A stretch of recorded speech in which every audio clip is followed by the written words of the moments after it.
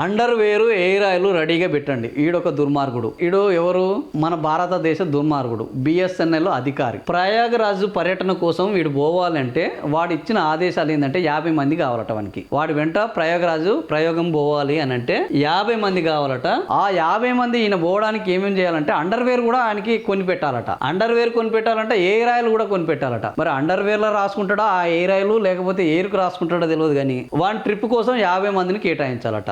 అధికారులకు BSNL director కోరికల చిట్టా. ఇంకా వీళ్ళ కోరికలు, అధికారుల యొక్క కోరికలు ఎంత దారుణంగా, ఓగడము అవినీతి పరుడు, ఓగడము అక్రమార్కుడు, ఓగడం జనాలను వేధిస్తాడు, ఓగడం ఇట్లాంటి దారుణమైన కోరికలు కోరుతుంటాడు. వీడెవడు? రాజు వెడలే రవితేజం లల్లరగా అని మనం పాడుకుంటాం. రాజుతోటి ఇట్లా మొత్తం పెద్ద సిబ్బంది.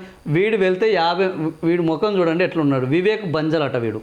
తన పర్యటన కోసం బిఎస్ఎన్ఎల్ డైరెక్టర్ సిఎఫ్ఏ వివేక్ బన్జల్ కింద అధికారులకు ఇచ్చిన ఆదేశాలు చూస్తే ఎవడైనా ఆశ్చర్యపోవాలి. ఈ నెల 25, 26 తేదీలో ప్రయాగరాజ్ పర్యటన కోసం సిద్ధం చేయాలని అధికారులను ఓ భారీ జాబితాను అధికారులకు పంపించాడు. ఏంది? ఏర్పాట్ల వరకు 21 పనుల కోసం 50 మంది అధికారులు సిద్ధంగా ఉండాలి. తాను దిగే హోటల్ వద్ద డ్రై ఫ్రూట్ బౌల్ ఉండాలట. వాడికి ఫ్రూట్ బౌల్ ఒకటి, డ్రై ఫ్రూట్ వేరు, మళ్ళీ ఫ్రూట్ వేరు. ఆ తర్వాత షేవింగ్ కిట్ ఉండాలట. టవల్, టూత్ పేస్ట్, బ్రష్, సబ్బు, షాంపూ, దువ్వెన, ఆయిల్ ఇవన్నీ సిద్ధం చేయాలి. సంగమం వద్ద స్నానానికి సిద్ధం చేయాలి. ఆ సిద్ధం చేయాల్సిన కిట్ లో టవలు, అండర్ గ్యార్మెంట్లు కూడా ఉండాలట. కొత్త చెప్పులు ఉండాలట. దువ్వెన, అద్దం, ఆయిల్. వీడు తానం చేస్తుంది కూడా అద్దం కావాలట. అద్దం, ఆయిల్ బాటిల్, ఘాటు వద్ద కూర్చోవడానికి కొత్త దుప్పటి వేయాలట. వానికి దుప్పటి కూడా వేయాలట తానం చేసేటప్పుడు. ఈ ఆదేశాల చిట్ట వైరల్ అయింది. వీడి యొక్క కోరికలు ఎట్లా ఉన్నాయి చూడు. ఎవరికైనా వాడు టూర్ కు పోతున్నారంటే వాళ్ళ ఇంట్లో ఈ రోజు అందరు అధికారులు, రాజకీయ నాయకులు టూర్లకు పోతారు. ఎవరికైనా ఒక కిట్ అనేది ఉంటది. ఊరికి పోతే 4 రోజులు పోతే ఏ కుటుంబం అయినా కిట్ పెట్టుకుంటది. ఓ దువ్వెన, ఓ టవలు, 2 బట్టలు పెట్టుకుంటారు. వీడికేం పోయే కాలం? వీడికి స్నానం చేసి ఘాటు దగ్గర ఒక కిట్ కావాలట.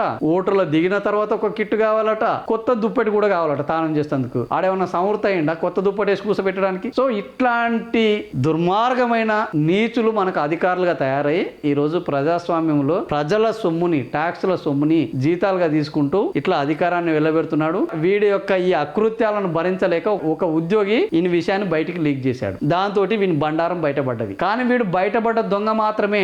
ఇట్లాంటి దొంగలు ఈ రోజు ఇంకా సమాజంలో చాలా మంది ఉన్నారు. ఇట్లాంటి విలాసాలను ప్రభుత్వ సొమ్ముతోటి, ప్రజల ట్యాక్స్ పన్నులతోటి అనుభవిస్తున్న దొంగలు అనేక మంది అధికారులు ఉన్నారు. ఇంకా సమయం వచ్చినప్పుడు వాళ్ళ పాపం పండినప్పుడు బయటకు వస్తున్నారు ఇట్లాంటి వాళ్ళు.